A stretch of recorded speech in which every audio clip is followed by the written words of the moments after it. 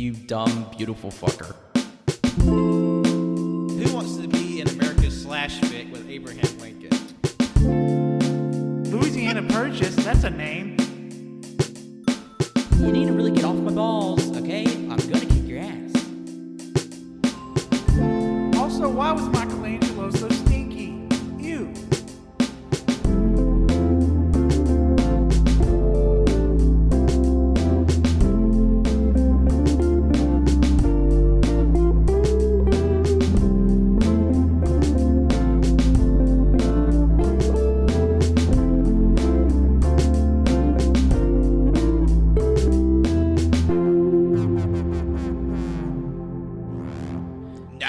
Hello, everyone, and welcome to episode 195 of Y'all Can Hear podcast. I'll be your host today, Patrick, and joining me today are my three computerized co-hosts. Jonathan. Colt, it's me. It's me, Wenzel, and guess what? We have an intro. Did you hear that? 4 years down the road, we finally have a brand new spanking intro, courtesy of our host here, Jonathan, and friend of the show, Captain Shimmy, Justin. Yes. Yep. Thank you guys so much. Jonathan Lenahan, Justin Snipes. Remember those names. These names, you'll be hearing them right next to Dr. Dre and Orville Redenbacher. And Skrillex. Good. If ever there was a Mount Rushmore of quality content, that's the mountain you would see. The Wright brothers. Yeah. But, like, fused together. Oh, no. Yeah, like the quintessence of like musical figures. It's just like five faces on one head that's spinning. Mm-hmm. Well, It's like the computer in Tron. It's just that big red face that was, like, square, and it's like, wah! Yes. yeah, show me what you've got. Well, no. Pat made a Transformers reference. You nerds. Fucking, I don't get it. Well, excuse the fuck out of You me. calling I don't us know. nerds and we don't Yeah, get the because Transformers reference? There's a Transformer with like 4 freaking heads, man. I didn't know that. Well, now you do, you idiot. Well, I'm glad there's somebody else on this team that enjoys a Transformers reference or two. You're goddamn right, Pat. Thank you. Well, I love it. Thank you, Jonathan. Thank you, Justin. When you go to bed, I hope you have 4 good dreams. 4. Why not 5? Because that's too many. Well, they're 4 good dreams, but they're just overlaid on top of each other. Like, And they all play at once? yeah, it's like 4 TVs playing at the same time. Yeah, you won't be able to enjoy it. It's not fun. Oh. Sounds like a raw deal to me, but whatever. But speaking of TV shows, we're talking about one today. It's King of segues, Pat.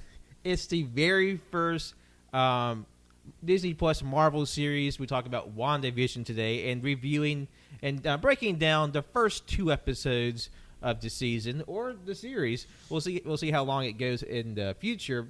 Like I said, we're talking about the first 2 episodes, and this is the official first installment in Marvel's Phase 4 and the 24th installment in the MCU overall. I guess you could call this, Pat, a right after review. Possibly. Yes. So, it's All right, thanks. Yeah, it's been a couple of days. We get that time to like explore the theories, look into some facts, and just to sort of digest ourselves of what's been going on. But then we'll be able to help you figure out, put the AYCH spin on what WandaVision is. And so, just a little bit of upfront information. This would be sort of like the next version of what the Marvel TV shows were, like with the Netflix series and like Agents of S.H.I.E.L.D. But what makes it different from those is this has like a more direct connection to the MCU and will have a greater long-term footprint in the cinematic universe overall. And also, from what we've been able to find out through like various sort of like information sources, that this will be the first of a trilogy of sorts, because the events of WandaVision will play into and directly affect the third MCU Spider-Man film and Doctor Strange and the Multiverse of Madness, which Wanda, the Scarlet Witch, will be playing a large part of when that movie comes out. Oh. We should also say spoilers ahead. Oh Yeah, yes. Spoilers definitely. for the first 2 episodes. Yeah. And spoilers for, if you didn't know, Infinity War. Oh yeah, forgot everything else before this. Go watch it and then come back. Yeah, go watch all those movies and everything else, and then come back and talk to us, because we'll be discussing in just flagrant detail everything that happens. So full spoilers. If you haven't seen it by chance, that's okay. Take some time to watch it. We'll be here waiting for you until whenever you get around to it. All right, everybody be quiet. Let's wait. Okay. All right, now you're back. So if you Yeah. know now, Vision is dead. He got his skull ripped open by Thanos, the purple bastard. And it's like, Yeah. not like dusty dead, like, finger snap boom. More like just like dead, like literally dead. Like, It's like Like how completely- bad no is it- bringing him back dead. It's like DE dead. Like how bad it's got to be to like to have to be killed. Well, I guess Thanos wouldn't know what it's like to be killed twice, because his ass got axed twice. In the first case, literally. Yeah, that's true. yeah. Because but what we've seen with WandaVision, it's just like very clear, like send up to the old like 1950s and 60s like sitcoms, because the very first episode of the series plays that pretty straight. Like it's like a very clear like nod to like the Dick Van Dyke Show, I Leave Love It to- Lucy, Leave It to Beaver, shows like Yeah. that. and like 50s. Oh, and like, I mean, Bewitched. Yeah, the Bewitched really comes in with the second episode, but Yeah. this was like Wanda being like this house giver. She's like using like her magic to like move the plates around and shit to take care of the house. It's very Bewitched like. And what's cool about the setup of this sitcom is that they went full hog with it. Like they even like asked Dick Van Dyke to come on as a consultant to say like, hey, are we filming this first episode as accurate as possible to how the old 50s sitcoms were? And like that first episode was actually filmed in front of a live studio audience, like to the point where everybody in the audience had to sign an NDA agreement to make sure they didn't talk about what happened. Well, yeah. Oh shit. God, but that's got to be fucking risky, because like, holy shit, when you're dealing with like so many people, there's gonna be one jackass who's just like, oh, I'm gonna fuck it up for everybody. Yeah. But luckily, they seem to have tighter lips than Tom Holland ever did. Yeah. Or Mark Ruffalo. Yeah, they're loose lips sink ships. Yeah, what did everybody think of it? I haven't. All right, really shut seen, up, Colt. I'll go first. Okay. No, I'm just kidding. Go. I haven't really seen like many opinions about it online, which is a surprise considering it's Marvel, and you usually get the Marvel sucks, stop enjoying Marvel opinions. But I haven't really seen anything. But I thought it was pretty fun. I don't know about you guys, but watching them do this little fun thing with like the 50s special effects, I guess, with her using her powers and having dishes clearly on strings, Yeah. and random appliances clearly on strings. I thought it was fun. I thought it was nice. But then when it takes a turn, that's when I'm like, okay, we're actually having some real important things happening here. Because I was kind of worried with all the happy-go-lucky type parts of the episodes. I'm thinking, is this just some weird offshoot with like it's not really gonna affect anything? Yeah. But it's slowly getting to a point where like, okay, it is something very important going on here instead of just some weird fever dream Wanda had after Vision died or some shit. I agree with Colt. I told him before this podcast that I'm glad these 2 episodes are only like 30 minutes, maybe a little over that, like 36. If it was just a bunch of happy-go-lucky bits, the entirety of it, I would have been pissed and I would have dropped it because, man, I can't keep up with that shtick for like an hour. Not even 50. Yeah. Literally only 30. And plus, we saw with the success of the Mandalorian that you can like have a show, like a compelling show that's only 30 to 35 minutes. So like they give the show exactly much time it needs to tell the story. So there's not like a lot of dithering with like this sort of extraneous side plot. But I think like really helps what we saw with the Mandalorian. I would presume with the rest of WandaVision and the MCU series to follow. Yeah. Well, like in this one, I think having it being more constrained to the 30-minute time slot is a lot better. I mean, granted, because it's riffing on sitcoms and sitcom tropes, and from what we've seen in other, shots from like the trailers and stuff, it looks like as it's going along, we're getting newer and newer versions of a sitcom. Like, I know there were like a couple shots that look like straight out of the Brady Bunch. Yeah, I definitely think like that's because jumping ahead when episode 2 ends, you see the series shift to color, and it sort of changes like the decoration and sort of designs of how they look. So I feel like because there's 6 episodes in this season/series, so like as the show progresses, I imagine we just go through the decades and sort of like they match like the big name sitcoms of the era during those episodes. Like because Brady Bunch, like Full House, stuff like that. Let's get Two and a Half Men. Let's get a WandaVision version of Rosambo. Oh God. I was gonna say the actress in the first episode that plays Mr. Hart's wife, she plays Kitty, the mother in the '70s show. Yeah, Deborah Jo Rupp. Topher. And the actress who plays Agnes, the nosy neighbor, is Catherine Hahn, who's like who's had a long career as like a comedic character actor. Yeah, she's been on she was on SNL for a long time, right? And I think the most recent one I can think off the top of my head, she was the sort of bitchy lawyer kind of rival in Parks and Rec. Yeah. But was she in Parks and Rec? I feel like I've seen her from something. She's been in a lot of stuff. She was in Step Brothers. She plays the wife of Adam McKay's character, who is Will Ferrell's brother. Okay.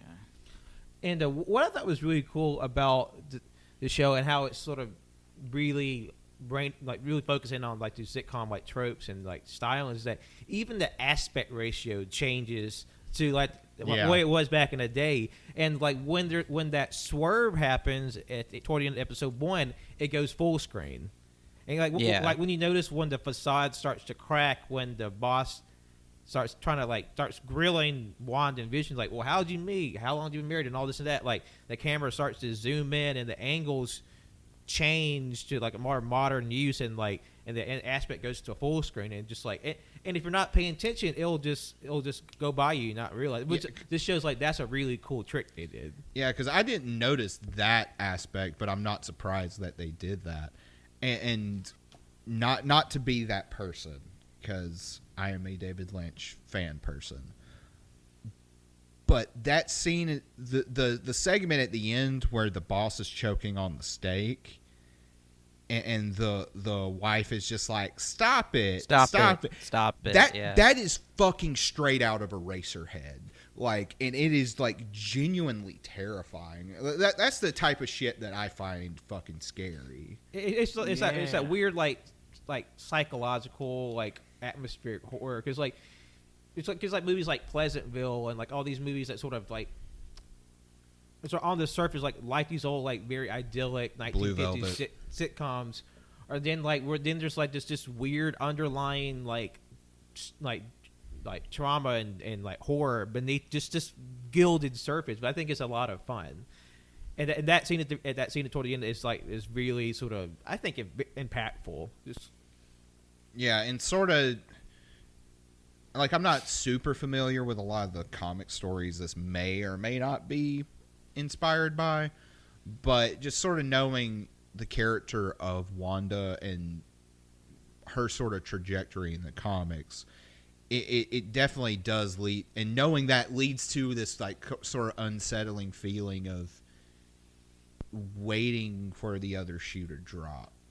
Because like as far as like the episodes themselves, like Colt and Wenzel were saying, they are played really straight, and outside of a few moments like that, like that the scene we just mentioned, or the scene with the radio in episode 2.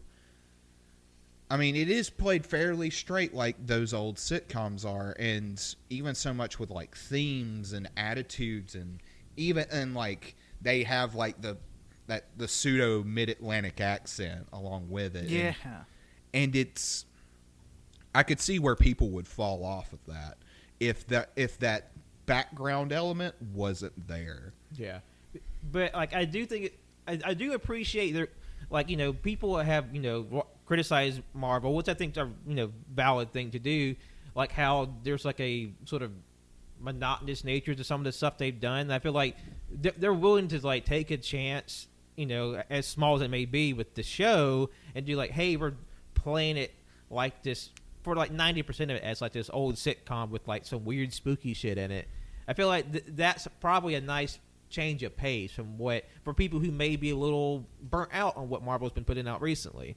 Well, yeah, and I never thought in a million years that I would be comparing the show to someone like a David Lynch, but like also, but it nails it more than most of David Lynch imitators actually do. Is that, like you were saying, it's that veneer of nicety and Americana, and but just underneath the surface, there's something really wrong and really fucked up.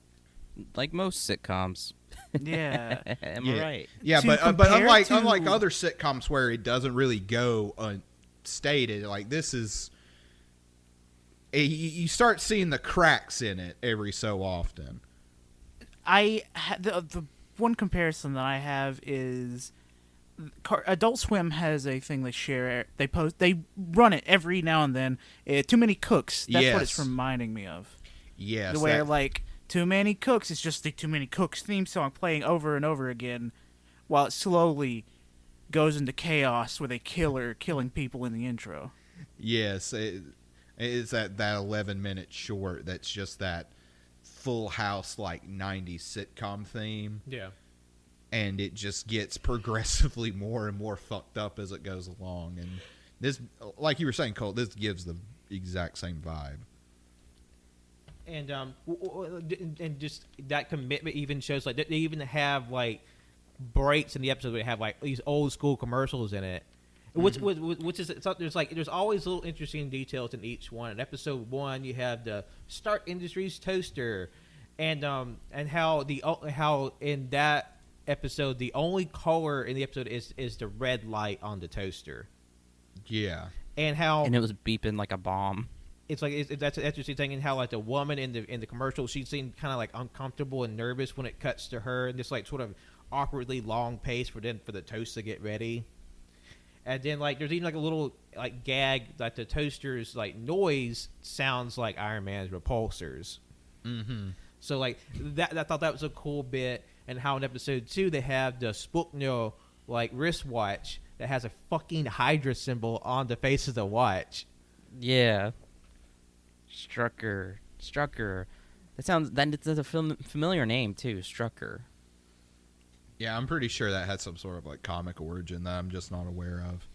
But like something you were saying about those commercials where the woman in the commercials is really uncomfortable, and there was it was something that was said. I think it's the second one, whereas there's 2 accessories that every man needs in his life, and he's like his woman and his watch, and it was like, whoa, now. I mean, obviously, which like, you know, that's definitely invoking that. And I think that's that is playing into some sort of theme that the show's trying to get into, because there's a lot of, and granted, a lot of comedy in the 50s and 60s was centered around like married couples and gender politics and stuff like that. But this show really places a lot of emphasis on that, you know, in like, especially like the first episode, she's being the housemaid. And then I imagine as it goes along and it starts adapting more styles per decade, like there's going to be more like, quote, independence. being gained. And I'm sure what is intentional to sort of to like highlight the disparity between men and women of the era, but also maybe to show I guess to highlight something about Wanda, because like in the first of the commercials, like, are you tired of your wife burning your toast? Burning your toast. Yeah. It's just like, I think what it's gonna probably lead up to is like her like letting go, pretty much. This is all probably just gonna be a way for her to just like that grief and to let go of Vision and her attachment to him, because she can't bring him back. He's dead. So this is kind of her way of like, in a weird way, I don't know. This is because there's a lot of stuff going on behind the scenes too in the show that we can tell as well. But like, this is also a way of her confronting and dealing with that grief, and that's what it feels like it's probably heading towards. Yeah, exactly. Just like some other like little stuff.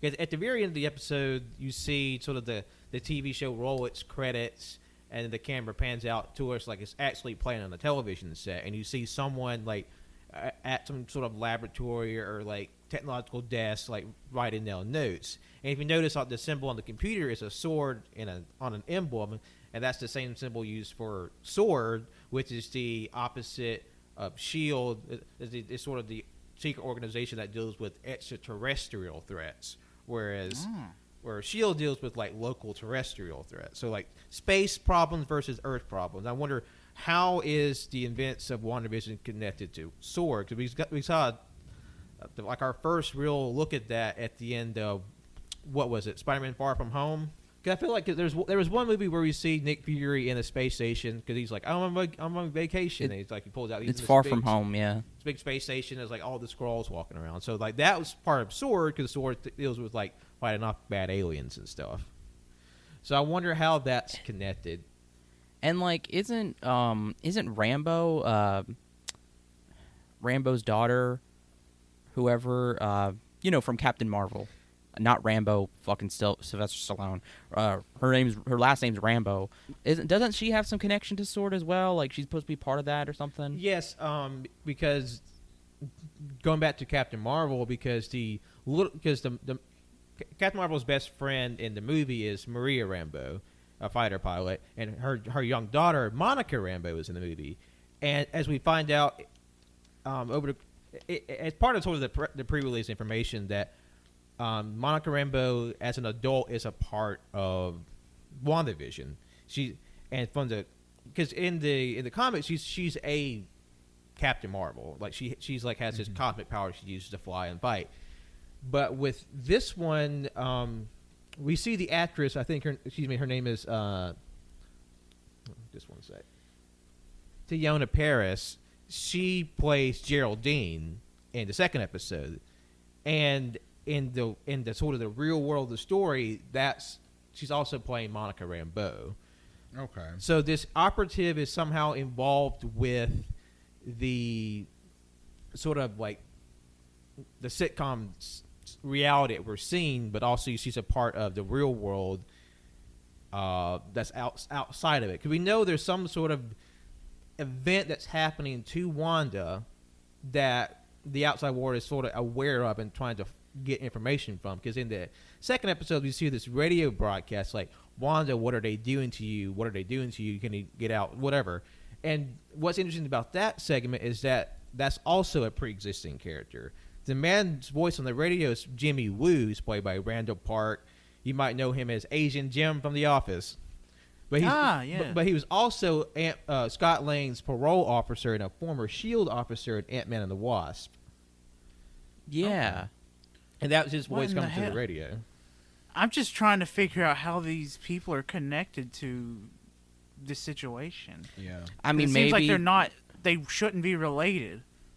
But I mean, maybe he moved on to a bigger organization, because Monica Rambeau, that makes sense. Like maybe somehow they're trying to they have some technology that they're able to get into her psyche, and like Pat said, maybe she's an agent that they've implanted in there to kind of like get close to Wanda to figure out what the fuck is going on. There is one more existing MCU character that apparently will make an appearance in the series. To what extent we don't know. They haven't turned up yet. But apparently, Darcy from the Thor movies is coming back in this series somehow. Is that Natalie Portman? No, Darcy was played by Kat Dennings. She was like Natalie Portman's like friend. Assistant. Yeah. Oh, okay. Apparently, this will be her first appearance in the MCU in 8 years since 2013's The Dark World. Jesus. I wonder if she got a job working with Sword after the Thor stuff. That would make sense if they're dealing with alien threats. Yeah. It's possible, but just on that through a line of like these sort of smaller characters coming back. It's interesting how these three will play into this, and whether I know at least with Monica Rambeau, she will play a larger part. But as for the other two, that sort of remains to be seen. Yeah. Yeah. And then something else too, like maybe the facade breaking a little bit that we see, and this is in episode 2 towards the end, is when it looks like a beekeeper comes out of the sewer with the sword symbol on his back, and Wanda has to reverse everything to get back to her idealized dream fantasy. Because at the end of episode 2, we're jumping all over the place, but if you've seen it, you know what's happening. We're just sort of talking as we go. But because at the end of episode 2, it's like Wanda's surprisingly sort of pregnant, which leads to like we'll get into the comic stuff in a bit. But like she's sort of pregnant, and then they hear a noise outside to go out and investigate, and this beekeeper man surrounded by bees comes out of the sewer, and she's like, "Fuck that shit!" Rewinds, like literally, like video artifact rewinds back to that moment where they sort of kiss. But my theory with the beekeeper, it might be a stretch, but my first thought was there is a sort of obscure Marvel villain named Swarm, aka Fritz von Meyer, who is a Nazi supervillain whose consciousness was implanted into a swarm of bees that he uses to make up a physical form. That's some Kojima shit. What the heck? Like, he has no physical body. It's just a cloud of bees that his mind is sort of controlling.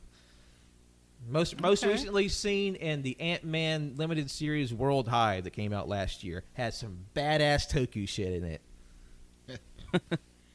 All right. So yeah, that's kind of a stretch. That's kind of just where mine went, was like my obscure fucking Marvel knowledge, but it's possible. I mean, I don't know any other Marvel character off the top of my head that's just like bitch got bees. I don't know like the extent of Wanda's powers. Does she like control time, or is it only like matter? Reality. It's kind of reality manipulation. Which is strange because she got her powers from the Mind Stone, not the Reality Stone. Yeah. Okay, so what? Possibly, I have an idea.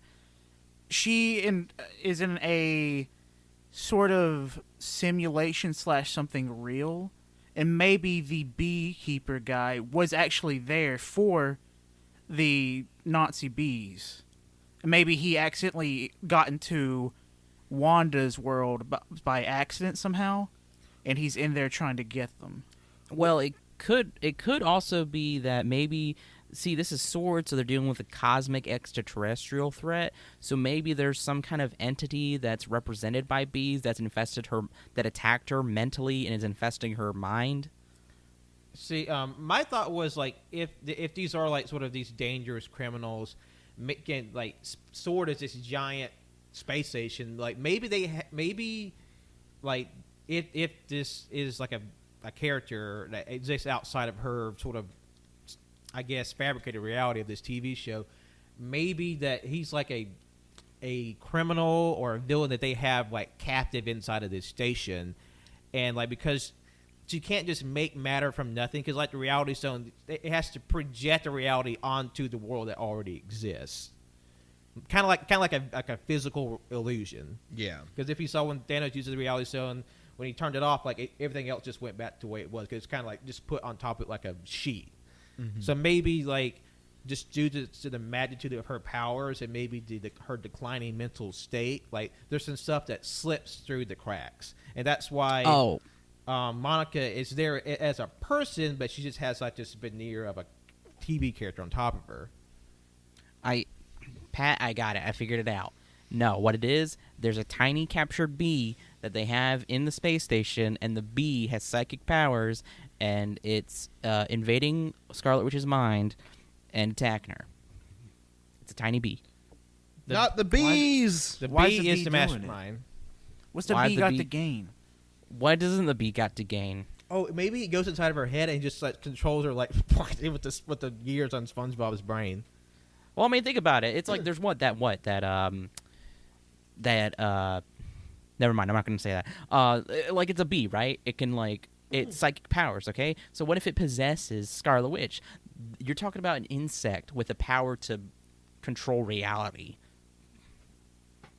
Boom. I mean, yes, but is this some bullshit you're making up, or is this something that's existed in Marvel? It's bullshit that I'm making up. Okay. Because I'm about to say All this right. is like a fairly minor note, and I feel like this is getting away from just a little bit. But I think one of the big things from episode 2 is just like, and a little bit of episode 1 is just like that significance of the color red. How like when reality starts to break a little bit or starts to invade into her sitcoms, like it's always the color red that comes through.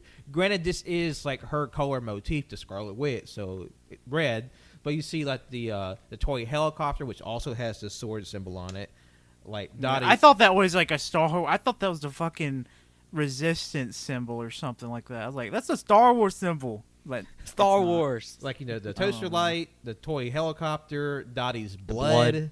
When Vision is offered a piece of big red gum, and then in the episode 2, when the color starts to spread out for real, it starts with the Vision's face, which is red, and then it spreads elsewhere.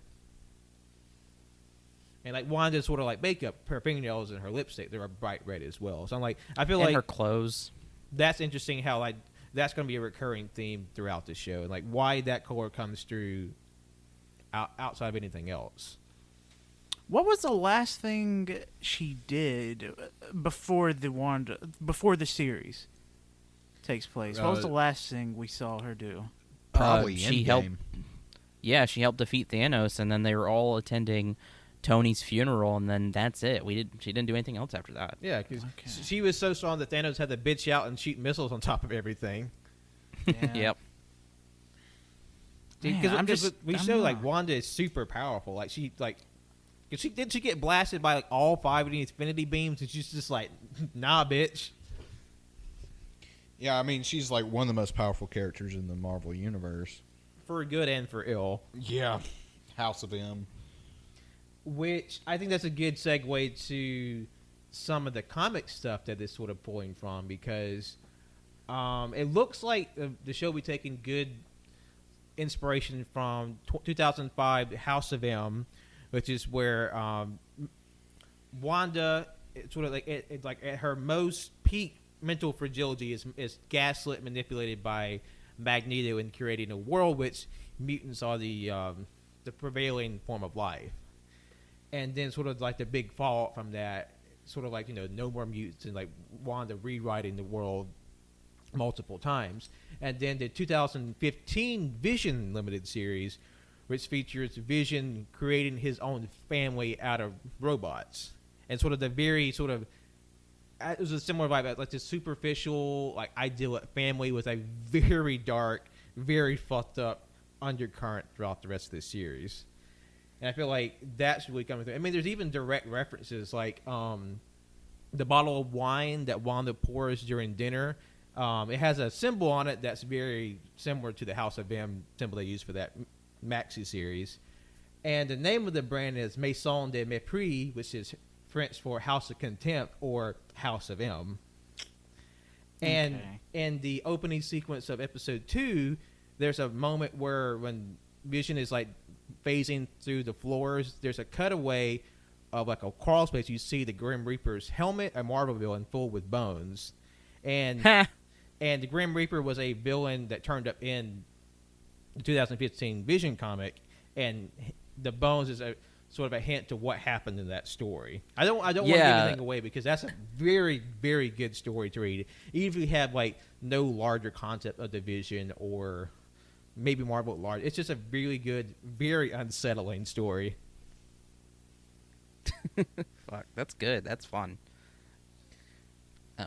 I've seen panels of that situation. I didn't catch that. Wow. Mm-hmm. It's really cool, and it really makes me wonder where they'll go, how much more they'll pull from those two series. Because I feel like definitely with Reality being rewritten, that's definitely from House of M, and then sort of the sort of grim undertrimmings of a picturesque world that definitely pulls in from Vision, the solo series. So I'm definitely interested in where this goes, and like at what point do we see more and more leak-ins from Reality? So at what point do we get like or get to the finale and that's when everything breaks and it's back to the real world, or just see like bigger and bigger like leak in as the series goes on? Yeah, because we have no idea when or where this takes place. So that'll be interesting. Like how, will this take place after Far From Home, before Far From Home? Because Far From Home is the only reference we have after Endgame. Yeah, I'm really curious. Yeah, and it's really hard to sort of predict where it's going to go because we don't have a lot of information yet.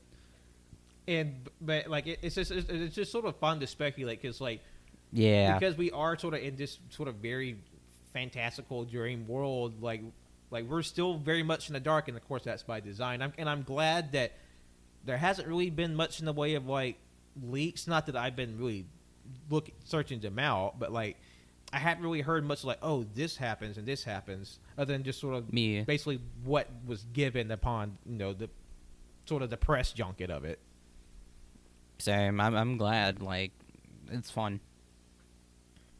There is one bit of speculation I found I thought was a really interesting touch with Catherine Haynes' character Agnes, who's some wild speculation. Some people were thinking that she will be the MCU version of Agatha Harkness, which is Scarlet Witch's magical mentor.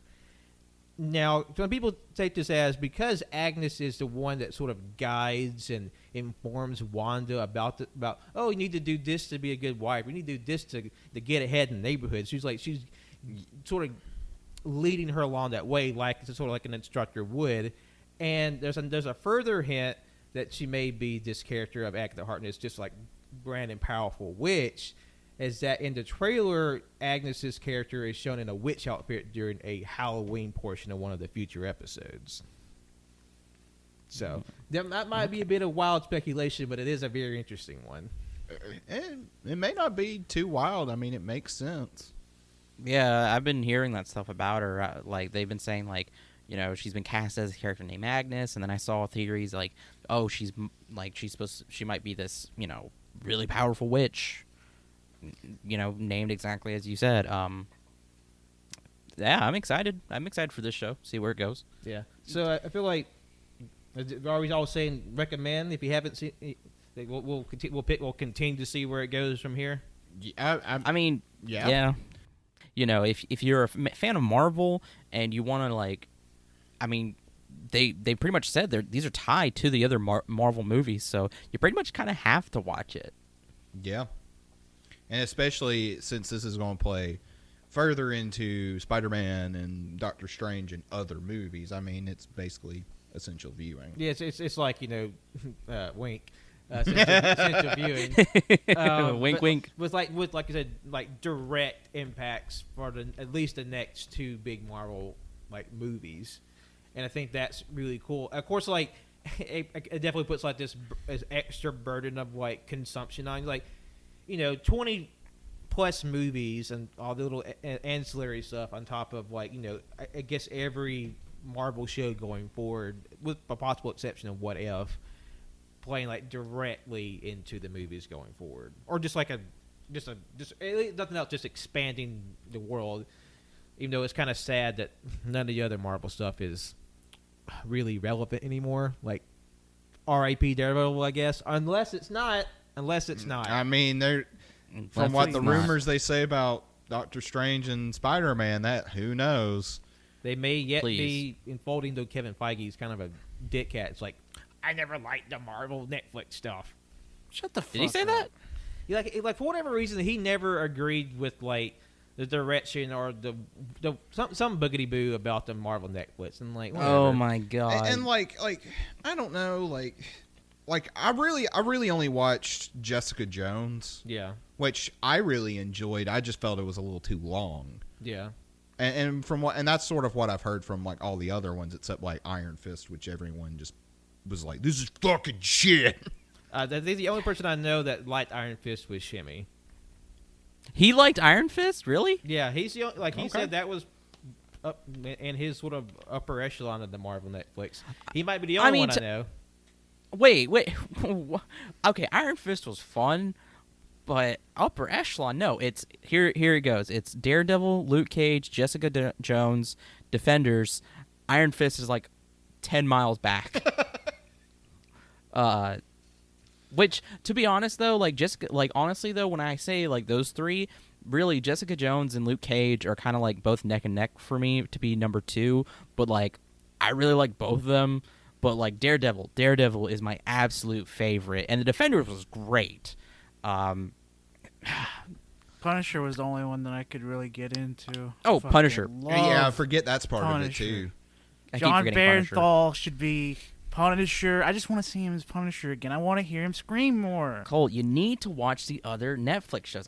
I'm not kidding when I say they are amazing. I Especially, can't help it that Netflix canceling them has ruined my enthusiasm to get That's into fair. it. No, that's fair. Yeah, that's fair. it's like I understand. why? Yeah, I totally get that. It's like why get invested in something that's just canceled, you know? Or especially if like a lot, soft sports, a lot of these sort of end with kind of open ends. So it's like, will this ever be resolved? Probably not. Yeah, and yeah. like, I mean, it was those shows were definitely tonally different from what the MCU was doing, but like, that's what I liked about them was they were a Exactly. little darker, they were a little edgier, and it's like not like. And for as much as I like the MCU, like I totally understand the people who say it's kind of samey. The color saturation is really fucking drab in a lot of ways, even though like the costumes and stuff are very bright. It's just sort of like the sort of color palettes of each of the movies, especially like the big ones, are just like a lot of like browns and grays. I know that's what one of, I'm sure, many criticisms about Endgame is like this big climactic war and everything's just kind of brown and dark, kind of hard to see. Yeah, Maybe but kinda like, purple. and this is one of the things I'm loving about WandaVision is even though this is more in line of what the MCU is versus what the Netflix shows were. It is doing something different and a little something more. I don't want to say experimental because I mean shit like this has been done before, but it is definitely more out there. Outside of what we know of the MCU so far. Yeah, and it's just like and part of it too is like I said, I'm a David Lynch fan person, so anything that sort of hints towards something like that, I'm going to eat up. But I just love the tone and the sort of style and even though like I'm not a huge fan of like 50s or 60s sitcoms because I'm sorry, they're not funny. I mean, like obviously times and these sort of tastes have changed. So like this seems very sort of plain from what we know so far. But we had to have just to get to what we do now. Well, yeah, and also too, they just weren't allowed to push boundaries back then. when Wanda and Vision smushed their beds together, and they're like that was a big deal because in the 50s, when TV was getting started, I mean, that was one of the bullshit fucking rules.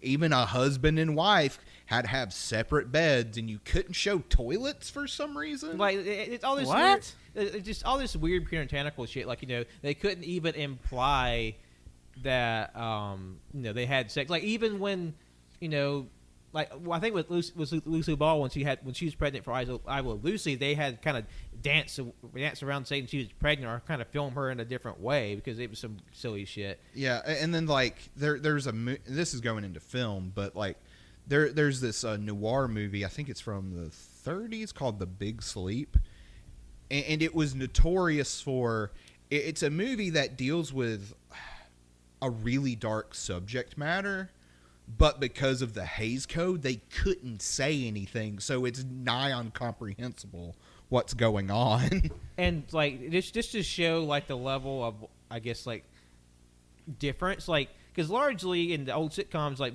husband and wife are like largely asexual when it comes to like showing affection. That's why when the Addams Family came out, like Morticia and Gomez were like really the first sitcom couple to be in any way passionate or like visibly in love with each other. Yeah, exactly. And then like I was saying earlier, like it wasn't until literally 1960 with Psycho that a toilet was seen on screen, or at least in Hollywood anyway. That's so strange. You can't acknowledge that you take pissies and poopies.